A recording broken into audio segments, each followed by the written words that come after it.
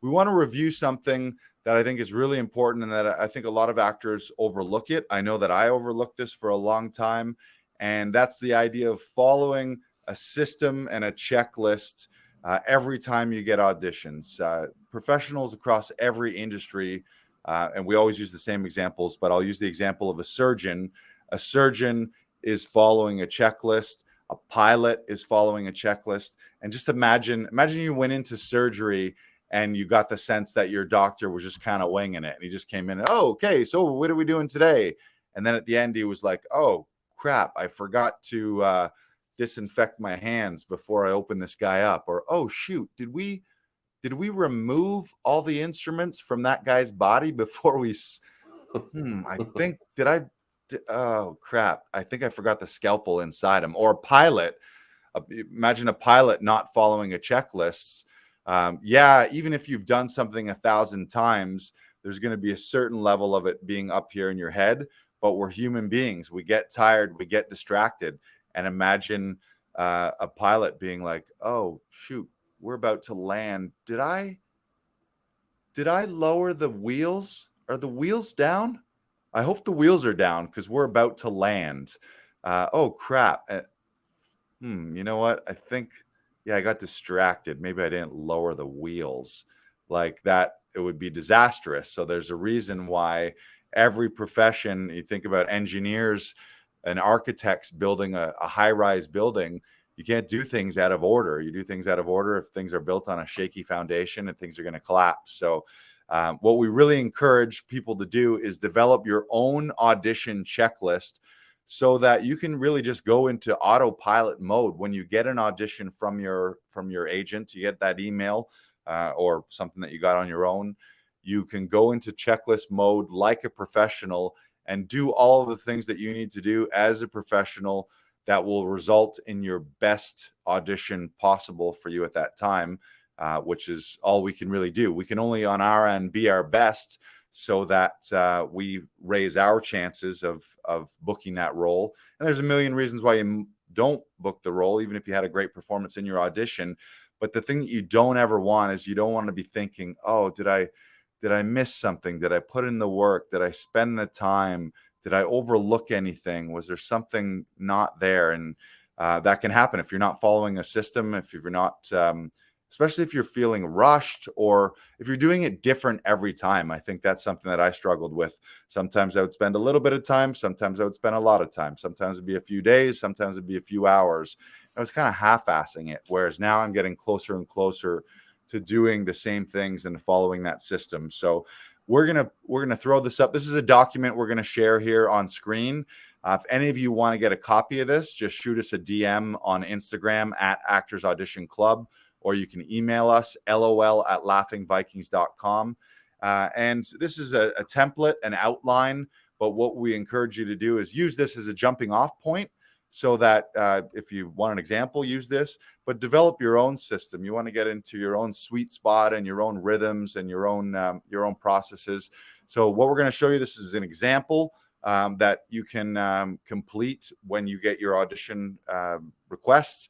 And something that's going to save you time because it's going to be repeatable. It's going to reduce your stress and anxiety, improve your preparation, and ultimately result in stronger auditions so that you can maximize every audition. Again, just like the reminder that we always tell people is, yeah, you want your career to go well over the long haul. And if you want to be an actor, you should be committed to this for 10 years, 20 years, 30 years. Like this is a lifetime game for you. But that being said, your life can change entirely the drop of a hat with one audition. That could happen tomorrow. That could happen next week. So yeah, you want to be committed to that long haul, but also you want to be open to those magical miracles of the right actor and the right role, lightning in a bottle, boom, your life and your career changes forever. Which means you want to maximize and you want to take advantage of every opportunity that you have. And if you're missing these opportunities because you half-ass things or you're kind of winging it every time, you want to second guess and think, oh shit, did I just lose out on a series lead that would have changed my life and my family's life and maybe even my kids' life? because I landed this massive role that became a huge stepping stone. You don't ever want to be thinking that. So we've broken this down into 3 sections: pre-audition, audition, and post-audition. So Brandon and I are going to walk you through this checklist. We'll walk and talk. Feel free in the comments, those of you who are watching live right now, if you have any other things that you think we're missing that you like to include in your checklist, reach out and let us know in the comments live, and we can add that to the checklist in future. So scroll up to that pre-audition. So what I like to do right away, I get the email from my agent. Immediately, I schedule when am I going to shoot that audition. And what that does is it kind of sets a ticking clock. It makes me committed as well. What I used to do is I used to look at the deadline. So say it's Thursday afternoon, the deadline's Tuesday morning. So I know I have Thursday, Friday, Saturday, Sunday, Monday, Tuesday. What I kind of used to do is I just know in the back of my head, okay, it's due Tuesday. And be like, when am I going to do this? Okay, I got to do it sometime before Tuesday. But then I would lose Friday, I would lose Saturday, I would lose Sunday, and all of a sudden it's Monday, and I'm like, oh shit, I got to get this done. Versus what I do now is I get it on a Thursday. I know it's due Tuesday, so I'll schedule it immediately. Maybe I want a few days to work on it. I don't want to be rushing it and saving it to the end. So maybe I say, you know what, I want to shoot this Sunday evening. Or Monday morning. So I've got an extra 24 hours, 48 hours before the deadline, but schedule it right away. So for us, members of Actors Audition Club, I go to laughingvikings.com/auditions. I hop on there. I choose a session director. I choose the date, the time. Then I know on Thursday, okay, I'm shooting this Sunday night at 7 with Brandon. And then I know that I got to get everything done before then. So I'm not just winging it and kind of feeling it out through the weekend. Cool.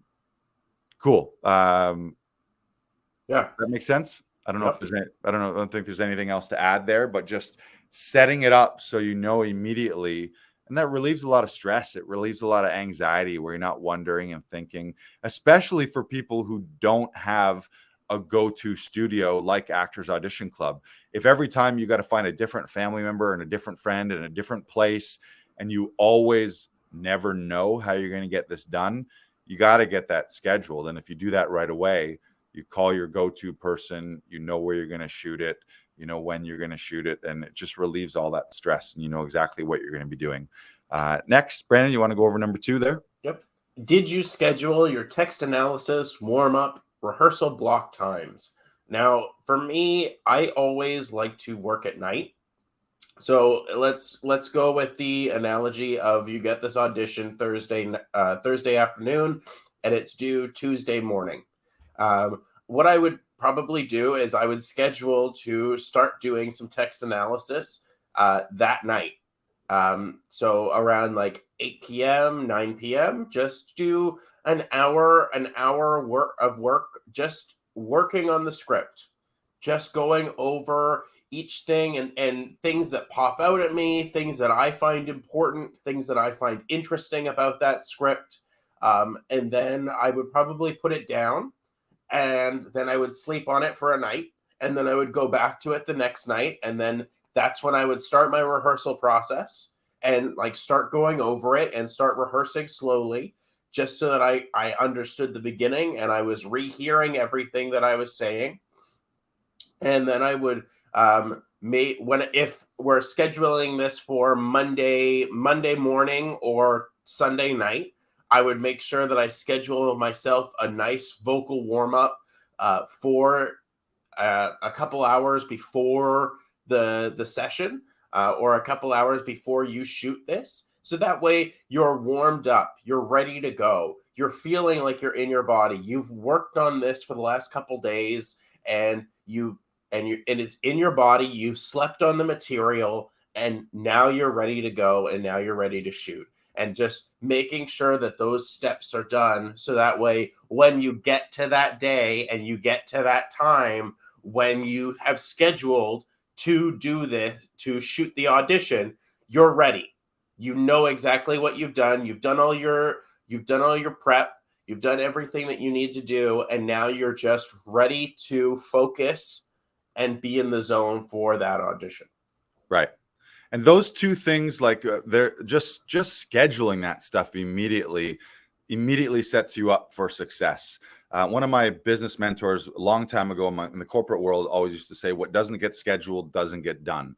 So if training or reviews or sales calls or whatever it would be in the business world isn't in your calendar, then likely it's not going to get done. And there's a big trap out there I don't want to call anyone out in particular, but I think we've all done this. I've done this, where in my head, my goal and my aspiration is to be a full-time actor, to work in TV, film, and theater. But maybe you have a 9-to-5 job, maybe you have family commitments, you have all that stuff. And that's got to get done. If you have a 9-to-5 job that you're using to pay the bills, you probably need to show up to that. But if you ignore scheduling your audition time and you're just squeezing that in kind of whenever, you're focusing on the wrong thing. The thing that you want to be is an actor. Especially if that's your dream, if your goal is to be full-time actor, I want to work in this business, you can't get distracted by things that aren't your a priority. Now, family and spouse and children, that probably is going to take a priority notch above your acting, but is your acting stuff scheduled right after that? So if you know, I got to take the kids to swimming and I got a night out with my partner that night for a date. Well, when are you scheduling your prep time and when are you scheduling your audition time around that? Because if you don't do that, then you're always going to be stuck and you're going to wonder, well, I never broke through. So after you schedule everything, I think a great first step is to research the production. So in the breakdown, figure out who the writer/creator is, the producers, the directors. Look them up on IMDb. Look them up on IMDb Pro. Figure out what world they write in. Often you can see, like, if everything that this person is doing is wacky screwball comedy, or it's dark comedy, or it's all criminal procedural type stuff, Law and Order type stuff. The world that it lives in. And I'll pair the next one with this one under research is watching an episode or watching some previous work so that you get a feel for the world and the tone of the show. For example, a comedy like What We Do in the Shadows. You watch that show, it's a show that is very different and really exists in a world of its own. Or a show like Ghosts. If you don't watch an episode of Ghosts or figure out what's going on in Ghosts, a lot of the characters, if you're a real life person in Ghosts, you may not be seeing other characters that are ghosts. There's one character who can see all the ghosts. So if you don't watch that and then you prep your audition like you're reacting and seeing all these ghosts, but you're not supposed to. Or the other example is the series C, where everyone in the entire world was blind and could not see except for two of the main characters.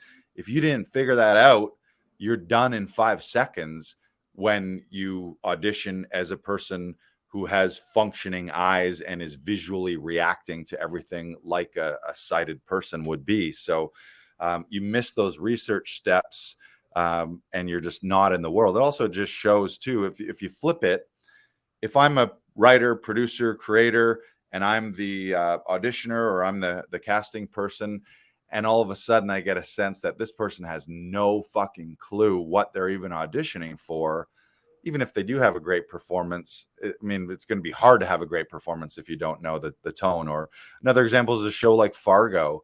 It's a really specific tone. People have a specific energy level. Sometimes they have specific accents and just a vibe about it. And you miss that and you're sort of dead in the water. So do your research on writers, creators, producers, directors. Watch an episode. If it's a pilot episode, that's going to be more difficult if it's brand new, but that's where you look up the writer, look up the creator, get a feel and a vibe for other types of projects that they've done, and that might inform this one. Make sense? Yep. Anything you want to add to that? No. Okay. Did you write out your script? Drop punctuation and critical stage directions. For me, it's always very helpful and always part of my first initial process, especially when I'm doing text analysis and beginning rehearsals, to write out and hand write out the script. I have a notebook dedicated to my audition scripts that I just write out all the lines. I cut out most of the stage directions unless it's incredibly crucial that I have it in there. Right. And it is an initial start for me so that I have the words and I understand what's going on in the scene and I understand the flow of what's going on. Because if you can write it out, and like there's people that prefer to type it out, like, and that's for them. And each process is unique to you. So whatever is there for you, make sure that you're doing that, especially in that first initial write out. Or if you just prefer to have a printed script, that's completely understandable. But just make sure that you're making it your own, making sure that you're making notes for yourself, making sure that you're writing down. If you study the guideposts by Michael Shurtleff, make sure you're writing out the guideposts. And so that you have different choices that you can go to when you really begin to get up with your rehearsal process when you're doing this audition. Make sure that that's going on, and that way you have something that is uniquely yours. Okay. Right. Yeah. Yeah, and just to clarify on stage directions, you might not be deleting all stage directions, but often there's a lot in there, like he raises an eyebrow, he sighs, or they just it's the writer trying to help out the actor. The challenge and the trap is if you follow that beat by beat and move by move, and they watch 100 of them, everyone is, oh, this is where they roll their eyes, this is where they raise their eyebrow, this is where they sigh, this is where they clear their throat, and it can become very predictable. Certain stage directions, like he raises the gun or he drops to the floor, potentially, like just there might be a handful of things that without them the scene doesn't make sense. So you got to figure that stuff out. But some of the little ones, even things like sitting and standing, chances are in an audition, whether you sit or stand, the viewer is going to be seeing a medium shot here. So you don't need to sit and stand 4 times during your audition for them to get the point. So just be aware of that. And I think what it can do, especially combined with dropping, and the same thing with punctuation, if you play every period like a pause and every comma like a smaller pause, or sometimes people, if you're visual learners, or if you like kind of a photographic memory, a lot of times people will see the script in their brain, and there might be a chunk of dialogue and then a chunk of stage directions and a chunk of dialogue that is still yours, like your own little monologue, but it's broken up by stage directions. Often, if you haven't removed those stage directions, you'll play a pause there when there's no justification for a pause. Your first chunk of dialogue just runs into the next dialogue, and the stage directions explaining about what other characters are happening, or some of the blocking or things like that. It's not really meant to be a pause, but our brains see a gap in the script and think, oh, here's where I take a few beats pause, when really the energy and the emotion of that little chunk of dialogue needed to continue driving forward. There was no real justification for a pause there. And what I think what this does is, when you do drop some of the punctuation, or at least don't play the punctuation, and you drop some of the non-critical stage directions, your audition naturally will stand out, because you're not playing every beat like every other actor is playing. And part of auditioning is figuring out how to be truthful to the script, but also and be true to yourself, and show your natural skills and abilities, and but also stand out. So how do you differentiate yourself? Well, one way to differentiate yourself is not play all the punctuation in every stage direction exactly as it's written, beat by beat.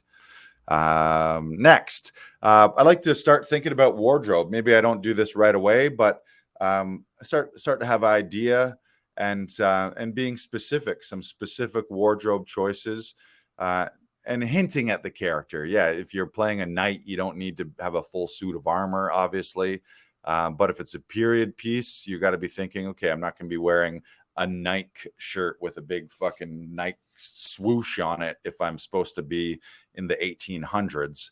Or if you're playing blue collar versus white collar, I just like to start getting my wardrobe and start having some ideas. Sometimes I don't have. Like the other day, I was playing a coach, sports coach, and I didn't really have like a sporty jacket, so I went to Value Village and just got like a windbreaker warm-up type sports jacket that I would be wearing, so that all of a sudden now I look like a coach. So if you need to do that stuff, do it in advance and be thinking about it rather than saving it for the day. Cool. Did you rehearse till you can't get it wrong? Did you do it 50 times, 100 times, 250 times, different ways? As Tom Todoroff likes to say, we want to remember to forget. We want to do it so many times that it's completely in our body. So that way, when you show up to do your audition for whatever amount of time that you've allotted for it, that you're ready to go and that you're just playing, that you're just playing around with it when you get that other person to be your reader, and you're just having fun. And the more you're having fun, the better it's going to be. As Tom Todoroff likes to say, it's a play. It's not a serious, right? We want to be playing around with the script when we get to that audition, so that way we are just having fun with it. And that comes from doing it 250 ways, doing it while you're doing laundry, doing it while you're doing the dishes, doing it while you're walking the dog, listening to it constantly as a pre-recorded, almost like podcast style. That way, it's just continuously in your brain and continuously churning. And like the more you hear things, the more you're going to uncover and the more you're going to discover about that script. And the better it's going to serve you in the long run when you do get to that audition, and you're submitting a completely unique tape that's so uniquely yours that you don't care what happens to it. You're just satisfied that you put in the work and that it's out there for people to see now. Right. And one of the recommendations from Tom's class was one of these little clickers here, so that you can actually be counting how many times you've gone through it, so you know. And it's I think we always overestimate how much we've prepped. Like in our head, we think, oh, I've spent hours and hours on this, and you've actually only run it 15 times. Yeah. And so all this prep, if you look at this right now, even if you did nothing more, you think of someone who does these, 1, 2, 3, 4, 5, 6, 7 things versus someone who doesn't. Think about how much more prepared they are. And the thing that you mentioned too about doing it right away the first night, I always find the more I prep, the more I discover things. It is funny thing about art is, when is it ever done? You can always do a little bit more. I think maybe there's an argument to being over rehearsed or doing too much. I don't really ever find that. I find like you don't want to stress about it to the point where you're nitpicking everything. But I always found when, especially in the days of live auditions, I would leave that audition many times. I would leave and then something would come to me then, or on the second day of rehearsal, I would discover something that I didn't on the first day, especially sleeping on it too. Like get it into your brain and body, especially your body, but sleeping on it and having that extra time. So it's just in you rather than your brain thinking of lines as you're saying them. You don't like when you're actually shooting it, you just want to be that character and not be thinking, what's my next line? And that all comes from preparation. And yeah, that rehearse till you can't get it wrong. Don't just rehearse till you get it right. Like you're learning the lines, learning the scene, rehearsing. And then you're like, ooh, I got it. I got through it. Well, once you add a camera and you add lights and you add some time pressure, then that'll all go out the window if you haven't done it until you can't get it wrong.